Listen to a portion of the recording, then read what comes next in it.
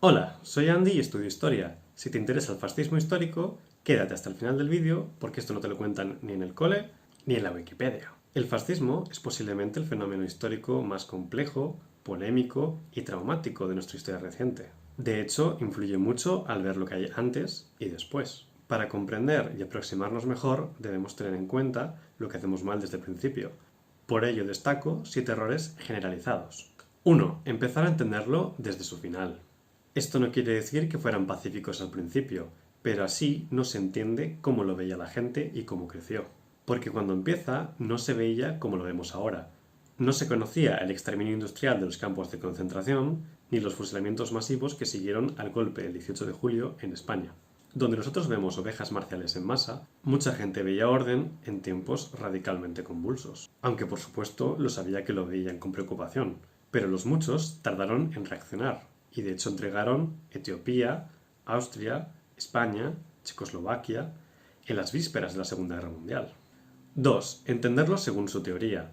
Como dice Gentile, uno de los máximos expertos en el tema, el análisis intelectual olvida la importancia en su formación histórica de la conquista del poder y de la dialéctica entre ideología y acción, ya que es un fenómeno curiosamente adaptable. Y es que el fascismo tiene una relación muy compleja con la teoría y de ahí muchas contradicciones. Tratar un fascismo abstracto es un error de método, sobre todo desde un punto de vista materialista o científico. Si queremos conocerlo y definirlo, hay que estudiar al fascismo que realmente existió y que se construyó. Los proyectos sociopolíticos siempre tienen que lidiar con circunstancias y realidades, encontrando entre ellas un camino para erigirse. Por eso, desde Tasca se dice que definir el fascismo es escribir su historia. 3. Pensar que el fascismo es un ingenio retórico y puntual de Mussolini y unos cínicos poderosos. 4. Entenderlo solo como una decantación de la Primera Guerra Mundial, sus consecuencias y su contexto inmediato. Es cierto que no se entiende su nacimiento sin ello, pero para entender su profundidad conviene atender y reflexionar sobre su contexto cultural, como dice el historiador Stengel y como advirtió tiempo antes el filósofo Lukács. Por ello, hay que atender particularmente a la crisis cultural de final del siglo XIX, abordando así su dimensión como proyecto anti-ilustrado como reacción a la modernidad y contra la civilización liberal. 5. No conocer su construcción ni su evolución. No conocer los distintos fascismos ni sus fases. No es lo mismo en 1914 que en 1919, 1921, 25, 1930, etc. 6. Conocerla a través del Manifiesto de San Sepolcro de 1919. En los libros se suele decir que ahí nació el fascismo, y no es cierto. El también llamado dichianovismo no era novedoso. Era minoritario, demócrata, se presentaba como un antipartido antipopulista y fracasó, aunque muchos de sus miembros se reconvirtieron. Pensar que es el fascismo porque estaba Mussolini y porque usa el término es erróneo, ya que se usaba antes y con otro significado. Existen ejemplos anteriores, pero por ejemplo, en 1914 Mussolini fundó un fascio cuando todavía estaba en el Partido Socialista.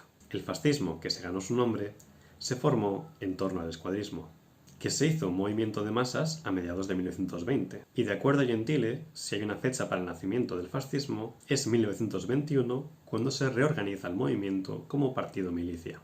A partir de ahí evoluciona, y con el paso de los años va definiéndose, adquiriendo una característica tan importante como la intervención fuerte en la economía, una década después, en los años 30. 7. Reducir el fascismo, antisemitismo y racismo. Son pistas fáciles, didácticas, pero que no explican tanto como parece. De hecho, no son exclusivos del fascismo. Son sustantivos en su versión nazi. Pero en el caso italiano hubo muchos judíos en su fundación. Su racismo era más equívoco, decimonónico y mucho más sociológico. Mussolini dijo una vez: hay dos razas de italianos, los que han hecho la guerra y los que no.